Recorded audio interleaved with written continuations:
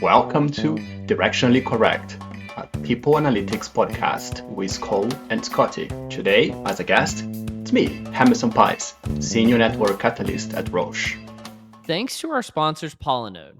Harness the full power of organizational network analysis with Polynode. With one-click data integrations and built-in relationship-based surveys, Polynode enables people analytics practitioners to move from data to insights faster. To learn more and see why Polynode is trusted by some of the most innovative companies in the world today, book a demo at polynode.com/directionally correct. I think you've been dethroned, Scott. Yeah. Thank you, guys. We're gonna get you to record all our intros now, Hemerson. How's it going, Hemerson? I think we met quite some time ago, but Did we? I think probably on like a call for Polynode actually, or I saw Yeah. you, or I don't know. Yeah, I know you from your work, reading your publications at HBR. That's how I know you. Awesome, That's for awesome. sure. Well, thanks so much. So it's nice being here and nice to meet you guys. I usually listen to the podcast when I'm driving somewhere, so it's really nice to see you guys on the screen. I haven't watching the YouTube. It's just because most of the time I'm driving, so. This is how it's made, man. This is it. Well, Hemerson, you're based in Switzerland, but I don't think you're from Switzerland, right? No, I'm from Brazil. Based in Switzerland for 13 years, but I worked in 11 other countries through my career as well. But Switzerland is the longest place I have been, not counting Brazil, where I grew up. So it's like feel like home now, Switzerland. What part of What was your Switzerland? favorite? So which part? I'm in the north of Switzerland, Basel, but for today, it's Friday, 6 o'clock. I'm actually in the mountains in the south of Switzerland. So it's just 3 hours to cross the country. My favorite part of Switzerland are the mountains and the lakes. I like both. So in the summer, I'm scuba diving the lakes. In the winter, I'm snowboarding on the mountains. That's life. Switzerland's absolutely magical. Like you cross the border and all of a sudden you're like crystal clear lakes, and they're like this sort of like pale blue. It shouldn't exist. It really shouldn't exist on Earth. Yeah, it's just missing the sea. Then Yeah. it would be called paradise, if there was a sea. Now, is Switzerland the one that have like the guys that dress up like knights that protect the banks, or am I making that up? The Swiss Guard. Swiss Guard, yeah. Yeah. Yeah, they protect the Pope The Pope. in Okay, the well, Vatican. that's cool. Yeah. They selected. It's a very strict selection process, and for life, the Swiss Guard is loaned by the Swiss government to the Pope. If a majority is Christian, but not a majority is not Catholic, so it's interesting combination. Yeah. Yeah, absolutely. Well, you mentioned scuba diving. Like, is that like big in Switzerland? When I think of Switzerland, I don't think like, oh, this is the scuba diving capital of the world or something. I don't know. Tell me more. No, just a hardcore divers. We would dive in the lakes. I organize trips around the world as well, but most of the activities are in the lakes, and you see nothing, and it's super cold. So it's really Nothing to like see, and you freeze your butt off. yeah, it's mostly for the process, the training and the techniques, and it's more for training. But so there is a good community of scuba dive. There are several clubs around the whole Switzerland. Germany also is very big hardcore divers, but it's not a tourist destination for scuba diving. What they do have in Switzerland is like the lakes will feed into the town, and people will get these like water bags. They'll throw all their stuff, their gear, their phone, their towels, everything into a bag, and they'll like jump off a bridge and like float for like miles. Yeah, this is It's absolutely incredible, and yeah, it's not like it's like going by slow. It's like, I don't know, 4 or 5 feet per second. Like it's moving, Yeah. and it's it's fast. absolutely incredible to view. Yeah, in the Rhine, which runs just behind the office at Roche, the two towers. People in the summer, people would finish work like 5 o'clock, 6 o'clock. It's still sunny, and put put their clothes inside a floating bag and jump in the Rhine and go with the flow. Get out on the other side, downstream, probably 20, 30 minutes later, have a beer, grill a sausage, and then go home. It's a better life. It really is. It's a better life. Wow, that's It's really fantastic. well. Are you keeping up with your New Year's resolutions, Emerson? I don't do resolutions. I just have a theme for the year. But I have a question for you about New Year's resolution. Oh Based yeah. on your last podcast of the last year, I think was the last one for 2023 that you guys talking about New Year's resolution. And I was very intrigued, Scott, by your project of building Harry Potter live Oh portraits yeah. programming. And I was curious if you had to do one from Cole, which kind of funny movements we would pick up there? What we would program there that is code characteristic Cold movements? characteristics. Well, a quick update. I went on Amazon and bought it was like a self-contained like tripod light ring. You just kind of stick your phone right there, and it was like Hmm. $18. It really wasn't that expensive. And I went home for the holidays, and I got my parents and my sister, and I brought it back to Seattle, and I got some friends. So I think I have like 6, 7 people now, and I put them in front of the camera, and everyone's fucking freaked out when I do this, and I'm like, sit there for 4 minutes, just you can look around, but you don't try not to say anything, and kind of like just hang out. And they're like, I don't know how it's going to turn out. So currently, I have a collection of videos of various folks. I need to find a monitor, and I need to do some other stuff. But we're getting there. But Cole, let me think. I think Cole's like kind of Cole needs like he gives me like Henry VIII vibes. Like he needs like What? a lion, It's like sort true. of like mane around him or something like that. What wasn't Henry VIII like a psycho? Or maybe I'm Yes, making it up. yeah, he was a psychopath. But I'm not saying that you're a psychopath. I'm saying like you just look like one. Okay, well, fair enough. Or it could be made to look like one anyway. Yeah, you provide the garb, and I'll do whatever you want me to do. Have you ever? Uh, This is not like related, but you were seeing this is like a phenomena, I guess, a few years ago, where they would have these videos of people that would just have to look at each other's face for like 5 minutes, and like you couldn't look away. You just had to look at the other person's face. You put them two people facing each other, and they would always start crying. And I feel like that what you're having people do, like looking at a camera, just for an extended period of time, is just not something that happens naturally in yeah. human existence. And so I bet you get really weird reactions to it. Well, this is one of the theories that people think is the cause of like Zoom fatigue or burnout, because Hmm. you're sitting in front of a camera for that long, like staring at someone's face. That you just don't do that in natural life, especially sort of that physical distance. Yeah. And I think it really causes fatigue in that way. Um, so I mean, like I could definitely. I can't imagine having a mental breakdown like where I start crying, like looking at Well, I think somebody. it came from like a place of empathy. But what my point is, I don't think if you would have asked any of the people who participated before they did it, that they would break down and start crying during the middle of it. Right. Just like Um, staring into someone's soul. Yeah, it's like you're staring into someone's soul kind of, and I suspect having a video camera just watch you for a while you're not doing anything, it's like the most self-conscious time of your life. I'll give you like a rapid review of what's gone on. So people are really kind of freaked out like for the first like 15-30 seconds, and then they Mhm. kind of settle into it. Of course, Yeah. I will stand behind the light ring so they have something to look at. I should really give them like a TV or something to watch.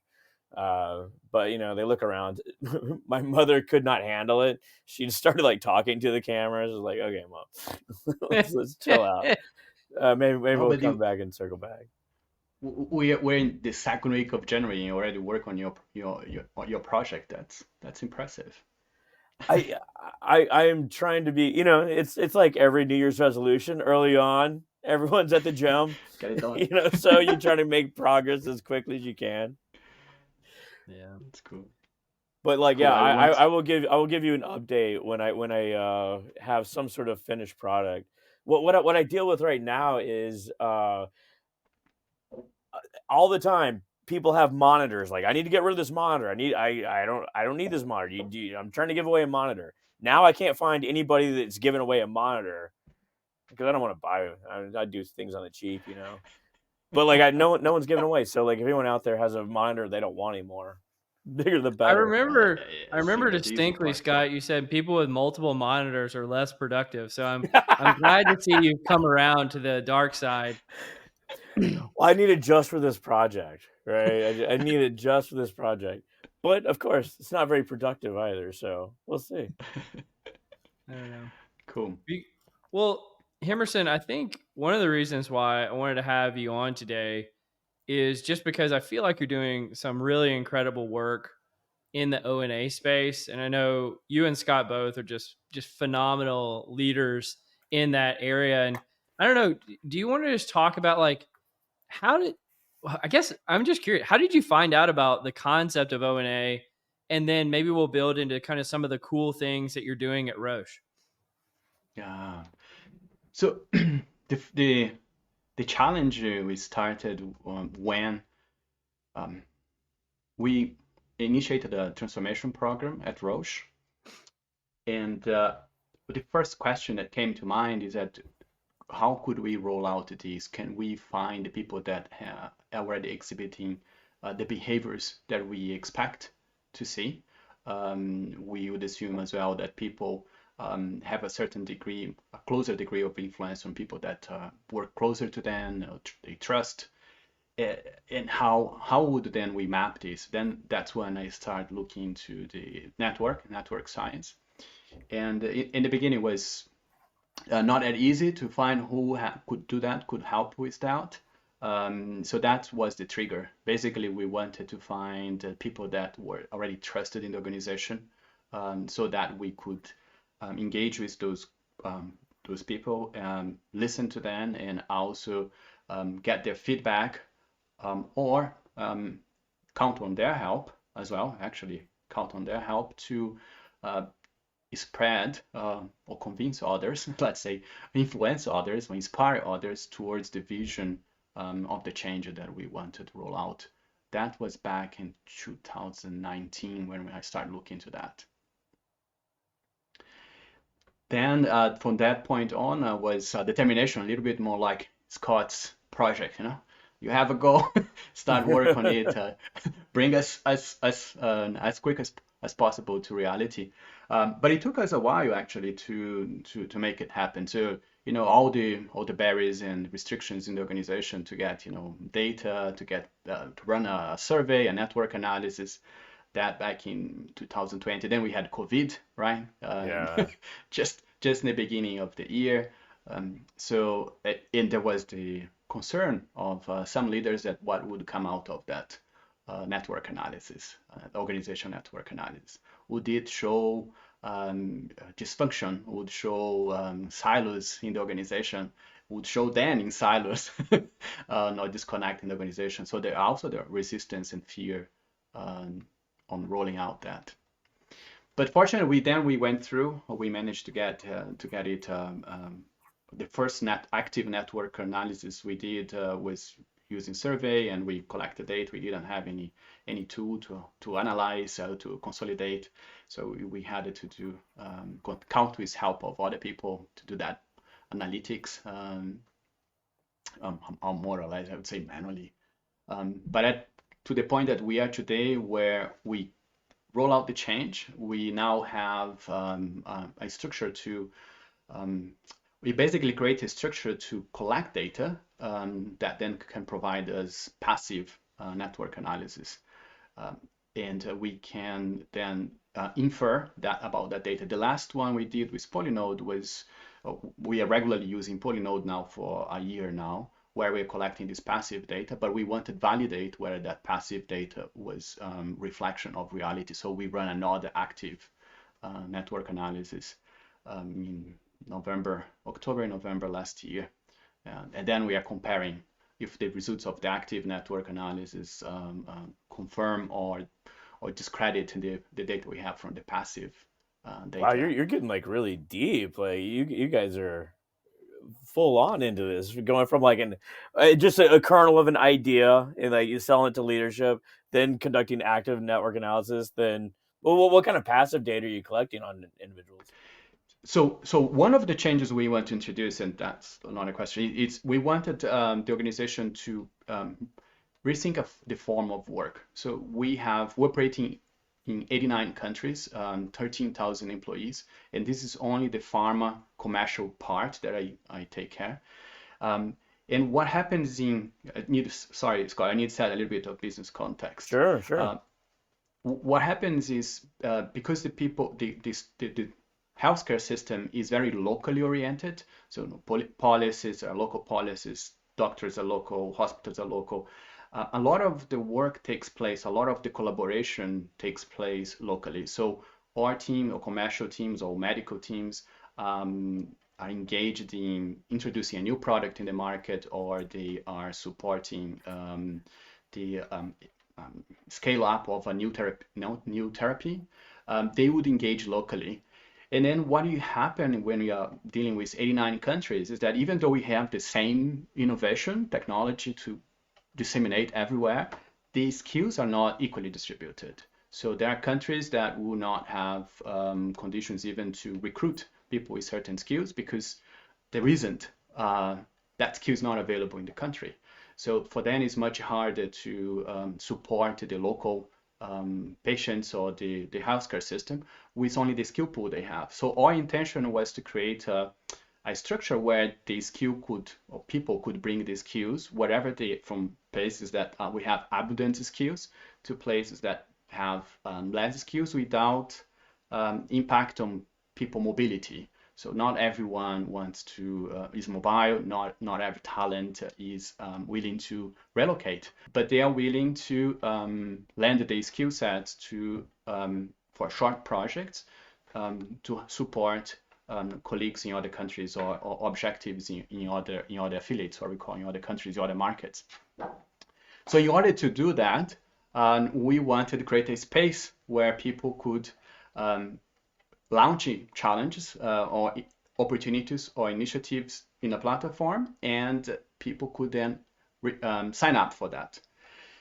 So basically, we want people to start collaborating across border and across functions more than they were doing before. And that's the data we're collecting today. So the structure, the change we did, and the platform that we introduced enables us to see what is happening in terms of needs. People raise the needs. We need a digital marketing specialist, or we need to develop a campaign for a launch of the product of ophthalmology in country X, and then people that have that skill set, they would sign up for that project. So now we can map the work, the units that are forming around the need of work, and we can map the skills that are flowing to that work and the skills needed for that work. And we can understand people through the active network. We can also understand those people that are critical to the collaboration of individuals. We can see also that from the passive, but we confirm through the active network analysis. So basically, we are mapping, we are having an X-ray of the dynamism of needs that are not fulfilled in the organization or have a lack in certain regions, and how that is flowing or not flowing for that part of the organization. That's fascinating. I'm wondering, one of the things that I got to attend a webinar you did recently, Hemerson, with Polynode, where you were talking about some of the work that you got to do using ONA. And one of the things that came up, and I've never heard of any other companies that were doing this, is because you guys are so focused on using ONA for collaboration and kind of bridging barriers that may have not previously been bridged, you're actually sharing ONA data directly with employees. And I very, very rarely hear, or I say rarely, I've never heard of anybody doing that. And so, can you talk specifically about how that has gone about and how you were able to be that progressive in this space of using that type of data and scaling it directly to employees? So we just started with that approach as well, Cole. Mm-hmm. It comes also from the principle that we have we want people to have the autonomy, they have the intelligence that they need to make the decisions that they need to make. We also found back then in 2020 when we did the first network analysis, we did interview with people that are central to the collaboration of a specific of clusters, or they are building bridges between clusters or silos, and we try to understand what are the behaviors that actually they used, why they were so important to the collaboration of other individuals. And we invited a group of them to design what would be the principles and the conditions for enable better collaboration, or and more effective collaboration across border. And the principles, one of the principles they came up with is super simple. It's the need to be visible, so the project need to be visible. The skills need to be visible, skills that are needed and the skills people have, but also need to have transparency about what's going on. So, and to fulfill this basically to fulfill these three requirements, no better way than actually provide the visibility to the employees about the collaboration that's taking place using network maps and the data that we have about the collaboration. We also provide becomes very strikingly visible what is the lack of some skills that we have, overload that some people are facing because the rare skills that they pursue. Um, and we also work in helping them to develop capabilities to deal with that overload, you know? Because once you remove those constraints or those barriers of the traditional structure of a job description where people only have to work on demands required by the line manager, now the demand is coming from anywhere. It's available and people can find. The reputation, we also saw code that the reputation spreads faster, and people that are participating in these projects are 4 times more likely to be recognized by these skills and capabilities. And because people are working multiple projects, that reputation goes faster, is spread wider in the organization. So then it's a new set of skills that people would have to acquire. But the best way we find to make that um, to give them the tools and the information, they can decide by themselves where to put their effort, which projects to say no, because there are alternatives that they could work better. It's by providing the full information straight away. I think that that's one of the myths that people have about collaboration. They look at like a network map, or just like look at their colleagues and be like, well, that person's really extroverted, and they're just like very charismatic. That's why they can make their way to the center of the network, or they can influence this sort of stuff. But people have a choice in the network to make themselves more central or more periphery if they want to. Like look at Cole. Like he made a choice like a couple years ago to like, hey, I want to make a name for myself. I'm gonna go start meeting with a bunch of people, and therefore he's become the popular, handsome, glorious figure that he is. It is, but it in is so reality, weird. yeah. But in reality, it's a skill. Just like if you want to learn Python, you go out and like you take some training courses, you learn how to do Python. Like it sounds like your company is giving people the training to learn how to put themselves out there and make their way in the network. Yeah, yeah, and they can also find what we see as well. They can use the same data to find colleagues that have worked already in similar Yeah, project. They have sometimes even that technical and pragmatic, Scott. Like who else is doing this, have the same challenge and already working the same thing, or who has worked already. And oh, this person is, I don't know this person, but this person worked with code, which I worked in yeah. previous project. So let me reach out to them, like maybe Cole can introduce me, and then we can I can get that person help in the challenge I have now.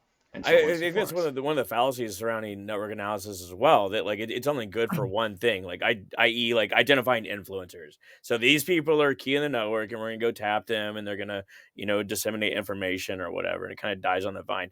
But once you have that network map, there's all sorts of things that can happen, i.e. like identify other folks that have a common set of behaviors that relate to a common set of outcomes.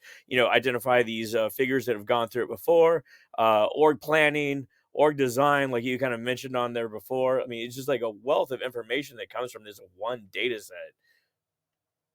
Yeah. Agreed. Well, and I'll say one thing too here, and I'd love to get your perspective on it too, Hemerson, is the differences in the richness of data that you can get from active or passive techniques. Because usually you're getting similar data, but it has very different implications and richness in terms of the qualitative aspects of it. Do you want to talk about like how you've utilized the strengths of both of those kind of collections? So one thing that would helped us it's having the passive enables us to um, when we run the active to be more specific in the questions that we want asked because we already have the pre-work, right? And for instance, we want to understand what was the impact of the projects and how people felt about participating in some projects. So it's much easier with the passive data. We already can uh, ask people they release the project that they already have participated, and then they can tell what was how they felt about each one of the projects, or what was the impact, and if there was any impact or not, because and who were important in that project for their collaboration. And then with that triangulation, we have a different lens that we don't have in the passive. But the passive helped the data that we have through the passive network analysis also help us to ask, I would say, deeper questions than we Yeah, would yeah. do with only having the active. But it's really wild that you're sharing this data back with employees, because like it's magical when you actually put a network map in front of people and that they know that they're in it and they can find themselves. Like Yeah. it's absolutely wonderful. Leaders love it. Individual employees, because they want to go find themselves and where they are on the map. It can also lead to issues as well, where um, say someone is like further on the periphery of the map than they expected, you know, and it's like, wow, I'm not as connected to the center as I should be, or this sort of thing. But that can lead to issues where, say, like a research scientist, I'm a research scientist. If I had as many like calls as like a salesperson, I would fucking shoot myself. I would never get anything done. It's a good thing for some people to be on the edge of the network, and it's a good thing for some people to bridge groups. You don't need 45 people bridging groups, and it's sort of the magic of the network map, right? But everyone loves it. Everyone loves it. It's also dangerous. That's all I'm saying. I bet you after this podcast is released, you're going to see a slew of people trying to copy the great work that you're doing, Hemerson. So I'm glad you're putting it out there in the world. But if there was one thing that, like, one distinct impact, or it could be a few impacts that you feel like this has had directly on the business that you are the most proud of, what would that be?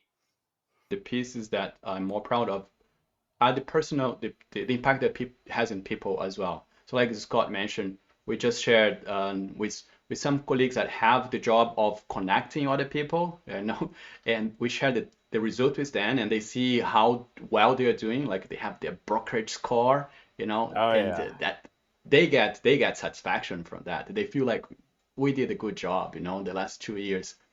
Um, and we have colleagues also, we talk to them about this form of work, and they say that that changed the way they work altogether. In the past, they would be passive, waiting for some requests from the line manager. Now they know that they can develop their career in any direction they want, but they need to be active. They need to take ownership for it, and they are doing. That's what changed the life of many people. Instead of they said, okay, there is only one career path for me, one journey. Now they see many other options. They can contribute with the skill that they have, and they can develop new skills for impactful work. And this is testimonial that we get from our colleagues. So this is what I'm most proud of. actually changing individual employees' lives. Yes. We could win a So- Miss America pageant I right love here, it. changing people's lives. You know what? One just to kind of What? switch gears here for a second. One of the things that I found out in preparation for this podcast, Hemerson, was that there were no Waffle Houses in Switzerland. And No. so what we wanted to do, we knew you were a fan. We wanted to dust off an old Confusion Matrix segment called the Waffle House.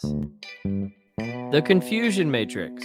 So do you have a Waffle House for us today, Scott? I mean, like in honor of Hemerson, we'll call it the Stroop Waffle House, right? It's triple house.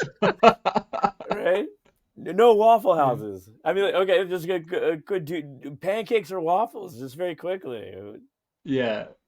I actually had to Google. First time I heard you guys talk about this in the podcast, I said, what is this? Is it a real shop? Is it a real brand, Waffle It, Houses? it's absolutely magical. Cole owned one at one point. I did not own one. This is not true.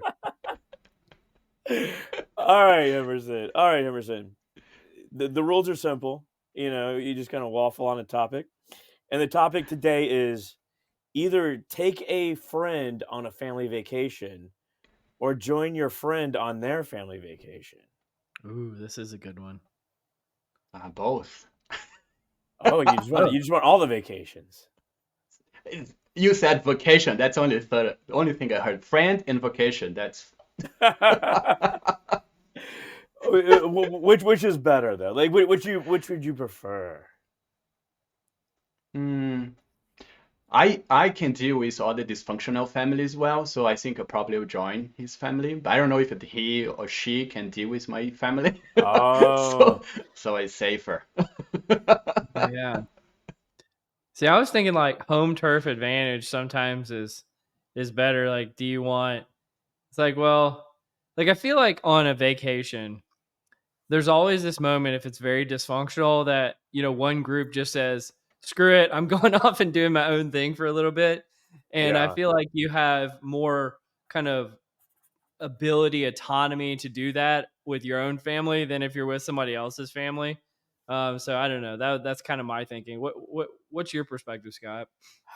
Boy, it is a waffle, right? So like Yeah. if you have someone else as a guest with your family, like you know the nuttiness of your own family and the Mm-hmm. idiosyncrasies, and like I feel like you're always playing defense, right? You're Mm-hmm. always like trying to guard or like trying to pretend like you're normal when you're not. But you're not. This sort of thing, and you know the pitfalls that are like going to get you in trouble, this sort of thing. I could personally like blend in with another family, but then like once you start seeing that they are not the people that you expected, or like they're not into the same things that you you were envisioning, you just kind of want to get away, right? I think you've said this before, Scott, where like traveling with other people is like the best way to find out about like their character or like whether you would hire someone or something like that. And Oh, that's I just think, the actual process of traveling, like going through the airport and oh, watching okay. the. I thought it wasn't like you're actually on the vacation with them. Oh, well, I mean, I have found like as an adult friends traveling with them and just be like, you know, maybe y'all want to go to bed at 8 p.m. Whereas like, hey, we're going to, I go to the club all the time, We're Cole. going to party. Yeah. Like lean into it, man. We're going out. I yeah, I think it's a good thing. Traveling with people, going through the process and all the unforeseen situations and see how people handle when they, Yeah. flights canceled and queues and your assigned seat is occupied by another person. That really when you get to know people. Yeah. Oh, absolutely. You put a little cognitive load on them and a little strife, and just watch them. Yes. Yeah. You True want to see colors. somebody lose it? Just have somebody else sit in their seat on the plane. What if like your friend that you're bringing along like is kind of a jerk, Emerson? Like they got a bad attitude. Shit, you're doing this Yeah. really We tough. got to make it tough. Well, You got to if it's waffle. my That's why you waffle at the Yeah, Waffle House. someone sits in their seat, they start getting a bad attitude, they start like griping at you, and you're like, "Damn, I'm with my family here, and you're being a jerk." yeah, that's why I would be with his family. Then Oh, okay, you can be the jerk. Yeah. I can be the drunk. Better to be the jerk than to have to protect someone from others being jerks, I guess is the Exactly. conclusion. And then what can I do if my family is acting like that, huh? It's Yeah, like, that's the thing. You always gotta play that's much defense. worse. Yeah. But I remember as like a kid, like going to other families' house and just seeing how they like handle, say, like, family dinner. It's like, wow, you guys just do things differently. You just walk into a Mhm. house and like just it's the Yeah. same motions, but it's different. Yeah. My parents were like really strict and stuff. So every time friends would come over, it would be like, whoa, we're doing this. This is happening. I was like, yep, this is what we do every night. Yep. This is why I am the way I am. Yeah, pretty much. Well, Hemerson, I know you're a fan of the pod. You you want to do some nerdery? You like the nerdery section? Yeah, it's a scary session. It's a Let's do You're scary it. just scary. Yeah. The nerdery. Why is it scary? You guys take stuff from I don't know where. Some very good stuff that later I read it, but I said, what these guys get this stuff from? It's like it's yeah. Let's do it. Let's do it. Yeah. So you're a listener. We don't really get feedback that often. Like, are you more of a interview guy? Do you enjoy the first half of the pod, or more like the second half, the nerderies? I think you guys bring a lot of good things to Nuttery as well. That's why it's scary for me being here, but I love when when you put other people on it. So I like both parts. Yeah, when you have very good guests, it's we learn so much from both parts because you put them on the spot on tough stuff. Well, we find that people are one or the other. They're either interview people or nerdery people. Yeah, for sure. Oh, It's you you got to take what you can get though, right? But I think the first one we have, Scott, is for you. I thought this is actually a pretty cool find about burnout contagion amongst teachers. I don't know. Do you want to intro it? I figured you're gonna go the one that's like never go first. It seems natural. That's actually sorry, dude. That was teed up for me, and I just didn't even do it. Sorry. Here, let's switch gears. Here, I'll do the never go first, just because I got to do that. All right, let me share that one. Hold on, give me a sec. So this is order effects in the results of song contests. So the authors essentially noted that during these like song competitions, it's called like Eurostar or something like that. Eurovision, Eurovision, where the contestants predicted their final rankings, but in the reverse order, so that the later you go in the contest, the more likely you are to receive a higher rating. And it should be random. It should be just kind of all over the place. But someone decided to investigate this, and they found that not only did the expert judges rate people lower that went first, but also the television audience, so the non-experts, sort of fans in the audience. So the final takeaway is this introduces inefficiencies in the system, and if you're ever in sort of like a situation like this, which we encounter quite frequently, you shouldn't go first. You shouldn't go first. Do you think that holds over to job interviews? I think it holds over to job interviews. Absolutely. Like, so think about like So you want to be last? you, Because I always heard there was like primacy bias, which was the bias for the first candidate, and then the recency bias, which was the bias for yeah. the last candidate. But it sounds like this is saying that recency bias strongly outweighs going earlier in the process. I think it's a calibration effect, right? So like when you first you need to hire for a role, just role X, and you start getting resumes in, and you're reviewing them, and like that first one's like, oh well, they're not even remotely qualified. Then like after you start reading a few more, it's like, oh my god, no one's like remotely qualified. But this 12th one I looked at, they look pretty good, or they will suffice, you know.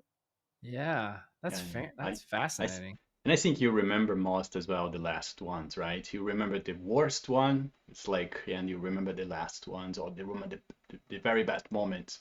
But your the impression will be stronger on the last one. And I think in contests, like everyone have heard all the first contestants in the music, and they say, okay, let's stay. None of them is good. Yeah. As you say, Scott, none of them is good. But then as you get in the for the last ones, you say, okay, maybe these ones are better, They must be better because they are the last ones, They put it in the sequence because they're best. I think you just need to warm up too. Like I remember grading exams in grad school. Like they give like a stack of exams, or like papers or whatnot. And the first ones you're like, no, no, X. Then over a while, like the grading just kind of eases, and you need to go back and regrade the first ones just because it's not Yeah. fair at that point. But I mean, it And has what it else? has implications for like say like if you're going to present alternatives to a senior leadership. Like Mm-hmm. here's one alternative, here's another alternative, here's another one. That first one may not be the best based on perceptions, but it may be. You know. They will not even remember the first one. Yeah, That's yeah, the thing. Depends on the time. Okay, I remember the last one, and then you put three by three, the three in a slide. They'll remember better the last one. That's it. Well, at least that's the absolutely. strategy that This you is, will I follow. mean, as you guys are talking about this, I'm sitting here thinking this has really profound implications. Like on Absolutely. yeah, Absolutely. and I wonder how many things in our lives or just a random person out there's life were impacted either in a positive way or a negative way just by pure ordering effects of trying to get a promotion or trying to get a job or trying to get on a board of a committee or something like that, like anything that had some kind of selection effect to it. And oh man, that is just it introduces, like, one of the things I always tell people if they're looking to get a promotion at work, and it's not exactly aligned to this, but I say it's how you perform, it's what people say about you when you're not around, and luck and happenstance. And this absolutely falls under the luck and happenstance thing. You don't have any control over what order you go in, generally speaking. And so, man, it's just so crazy how things like this can really make profound impacts on someone's life. I mean, this is where something like AI can really help. Like, say, like automatic Mm. weeding of resumes. It's like grading A through C or whatever, and where like you essentially ban the resumes, so all these are going to be the same. It doesn't help in the order that people actually review them, but maybe it does level some playing field as far as actual qualifications. Yeah. Wow. Yeah, and assign the interview schedule randomly as well. Still the last one have a better chance. Yeah. Right? Always go last. Always go last. Well, it is the beginning of the year, so hopefully we just kind of came off some holidays. Hopefully we're not feeling that burned out. But You want but to I do feel burnout like now? let's do some burnout now. Do something. Cole leading us into it like a pro. All Look at right, it. I'm Look at trying. him I'm doing my doing. best. So, burnout is thought to be contagious, but it's obviously difficult to study um, from an individual perspective. Actually, just asking people what they say on a survey, this sort of thing. But this study investigated how interactions among 931 teachers resulted in the transfer of feelings and burnout.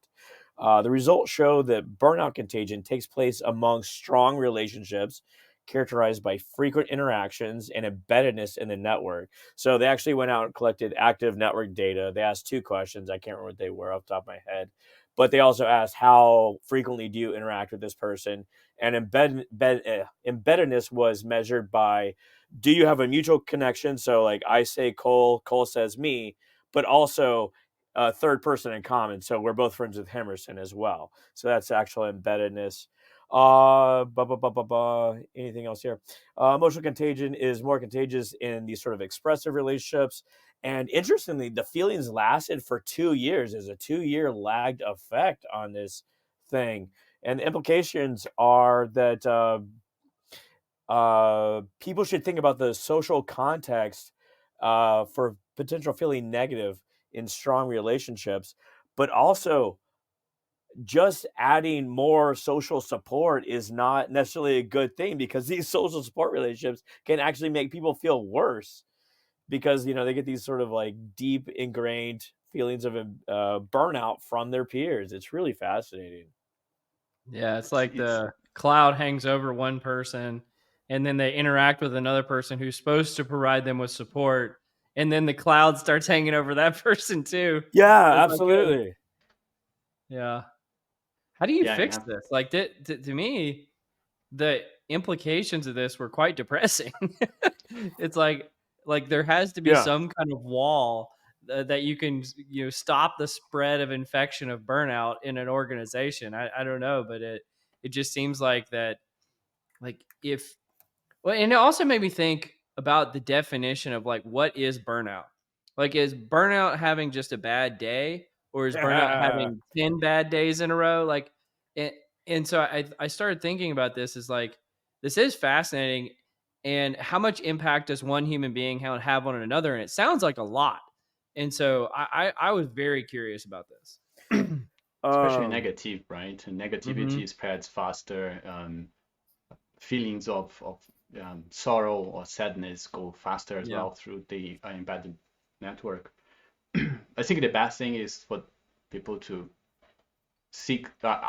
Although these reports say people do not should not seek support, what I think is not necessary from those close to them, who are also affected by the same context. They yeah. kind of need to open their mind or experience something that from different context. Um, that's why I think also is important to have all the networks, right? Be part of all the social systems.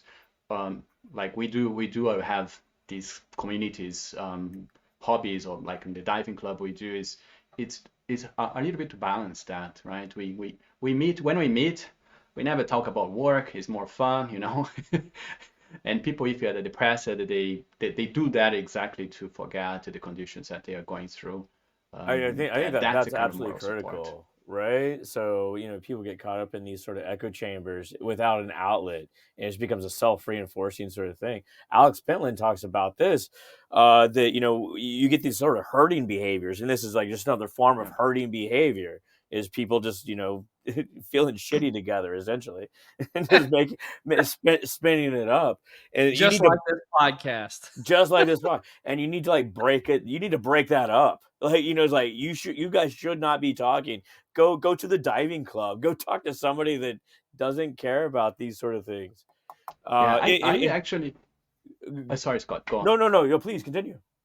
I was going to say I actually have, um, I keep track of my interactions, and there are people that they give me energy, and then when I'm starting to feel a little down, these are the people that I'm going to reach out. It's not, Oh, or that's even to work like fascinating. have a coffee, let's have a chat, because after that I get energized. I may not even talk for what's annoying me. It's just that interaction that it's energizing, and I know that I need that from time to time, you know. And I think could be a strategy, you know. Keep I track, love that organize your so calendar as well much. around the energy.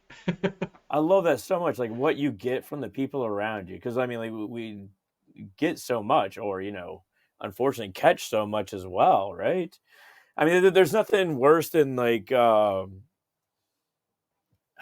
the coworker that walks in with a dark cloud, like Cole mentioned earlier, Hmm. like, and like every day you're like walking on eggshells. It's really a disservice to everyone around them. Yeah. It's really really insidious what these people can do to the entire office, really. Yeah, no kidding. Well, I think like there's a part of me that says that there's like only like two weapons in this fight. One is you have to lead with empathy in the sense if somebody is having a bad day, or Yeah. just having a hard time in life, it's important to be empathetic to that. But there's also the secondary weapon is like the onus is on ourselves too, to like if there are kind of like non-structural components to why we're burned out, can we try to fix those too?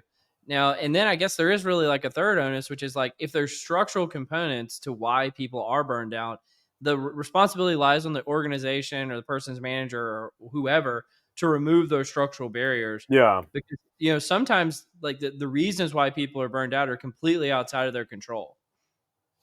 Yeah. It has implications for how we approach, say, like teams, like small Mm-hmm. interconnected groups that self-reinforce. And this is a great like Hemerson. They've mapped the entire organization, and now they can just like essentially color the nodes by how burnt out they are. And FYI, that they're using what I suspect is the lower end or the reverse score of engagement, because they reference Bacher and Siglu and these sort of engagement folks, but they never say that in the article. So that's why I suspect that they're using as a measure of burnout. Are you saying they're plagiarizing, Scott? No, I wouldn't. No. If, No, if you I'm messing around. if you borrow from one person, it's plagiarism. But if you borrow for a bunch of people, that's research. All right. So I'm not sure that's how that That's it. works, but I think you have to cite people. that's a quote from somebody. I don't know who said that. It's not original. Oh my gosh. Well, we do have one more nerdery topic, which is completely unlike the last two that we put in here. Let me pull it up real quick. But it's about it's from the proceedings of the National Academy of Sciences about projections of human kinship for all countries. And just for like, because I feel like that's kind of a reserved term in industry. What they mean by kinship is like family size. And so what they're doing is projections into the future. And those people who listen to me or have been reading my writing know that from a workforce planning perspective, I've been all over this demographic change thing that's been going on in society. And this is another article that kind of represents that. And so they found that demographers have long attempted to project future changes in the size and composition of populations of basically the world. And one of the things that they found is demographic changes are happening very rapidly. And one of the examples that they used is a 65-year-old woman in 1950 could expect to have 41 living kin. But according to their projections, a 65-year-old woman in 2095 is expected to only have 25 living kin, which represents almost a 40% decline. And so this really has um, kind of like a double-edged effect on society. One of the things that the authors find is that because kin supply is decreasing, it's going to put pressure on both the bottom end of the spectrum in terms of taking care of children, and the top end of the spectrum, because you're gonna see a huge balloon in great grandparents and great great grandparents that we've never seen before. But there's going to be less people beneath those great great grandparents to take care of them. And because you would think that, oh, grandparents can often help with children and raising children, but once you get past a certain point of feebleness, you're having to take care of children, but also elderly or elderly relatives as well. And so this is going to have profound implications societally, not just in the United States, but everywhere in the globe, according to these offers. And so I thought this was fascinating, not just from a societal perspective, but the impacts that this is going to have on the workplace for, how do we deal with elder care? How do we deal with child care, and the types of benefits that employers provide and the types of flexibility they provide. And I know we've been on, the work from the office, work from home kind of debate off and on. And so I don't know, what perspectives did you guys have on this article? When you talk and actually I saw the summary, it sounds very much like what's already happening in China. Yeah. I worked in China for 7 years, and that was the situation people would report, and they would have demographically, they would have to work, take care of their kid, and there are four grandparents that they have to take care, and they usually would live in the same house, um, which could be one of those scenarios, Scott, like you bring a friend, Yeah. vacation to your family, and then you have all your grandparents there. It has implications and considerations for how empathetic you are, which kind of benefits you provide. When we are in China, we we were one of the companies that we attract a lot of people because of we provide already a lot of flexibility and that support and for the elders as well. I mean, for not directly, but people could then take the time to visit the grandparents and the parents and take care, and they could move in the same house. We provide support for that as well. That was already a differential for us. We didn't pay best, but people would like join the company because of that kind of human consideration. Yeah.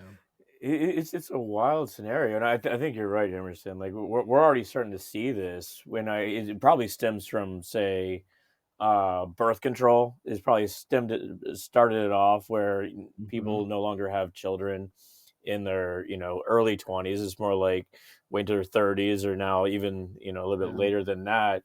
And therefore you just have fewer children overall, which obviously leads to this sort of impact. But aside from, say, like the economic impact that this is going to have from like the workforce, etc. I mean, it has implications for the things that like Cole alluded to, like the social support that's provided to, say, grandparents or children, which will lead to societal norm changes in how people interact with one another and what they expect as far as like their family relationships. And I think about this, like the idea of like Friendsgiving or like Thanksgiving, where people just get together with their mhm, friends now as opposed to with their family. That's like one societal sort of thing yeah. that it just like it shows us like a shifting landscape and how people interact with one another, with their family, how they care for them. Um, No, and I think about like things like even societal policy. You guys mentioned China. For an extended period of time, they had a one-child policy, yeah, right? And that had, I think at the time, I'm assuming the reasoning was, trying to curb, exponential growth of the population or something like that. But it has long-lasting impacts in the sense it's creating a lot more elderly folks than the children to take care of them. And so, Yeah. but as far as I can tell, birth rates around the entire globe are decreasing, even without like a one child policy. So maybe what happens in China is kind of a leading indicator to what might happen in other parts of the world. And so I think it's just a fascinating trend to watch as a society. And obviously, whatever we've done in the past is probably not going to work any longer in the future. So we're going to have to make some substantial changes, like to Friendsgiving, like big changes like that. well, I think that also stems from like just changes in social support and like just Hmm. like the remote sort of environment that we work in and live in now. You alluded to this, Cole, too, like the remote environment. Now people are more mobile too. 100 years ago, I would throw out that 90% of people grew up, lived, and did not leave a probably 25-mile radius. Hemerson's Yeah. breaking the mold. He lives in China. He lives in Brazil. He lives in Switzerland. He's all over the place. And I'm sure you connect with your family, but it's got to be like a Yeah. much more remote sort of technology driven relationship that you engage in. Could you Yeah. list all 11 countries like rapid fire, Hemerson, if you had Yeah, to? let's do this. Oh gosh. Well, naturally Brazil and China, Thailand, Czech Republic, UK, Switzerland. Oh no, I don't think I have 11. I Oh, don't think I will get to 11, man. well, you, Um, my friend, are a liar. no, I won't remember. Wait. Well, I I'm sure travel that. Japan. Um, No, I put you on the spot, Hemerson. I was just curious. Well, like, did you have a favorite country to live in? Is it Switzerland? Is it Brazil? Like, was it somewhere in Switzerland. between? Yeah, Switzerland. In terms of Yeah. work-life balance, yeah, there's no comparison. Switzerland. I like China for the adventure. For it was opening up. I learned a lot. I learned a lot about different cultures. Hmm. One of the things, for what I think it is, what we are talking about demographics, one of the biggest implications is going to be for us is the healthcare. If you look at it, Yeah. Yeah, we are yeah. not going to be relying on our relatives to have long-term care. We were going to be relying on service providers. That is what we see happening there. We saw happening there, and it's going to happen everywhere. So for that perspective that was an advent was really mind-opening to experience that different culture.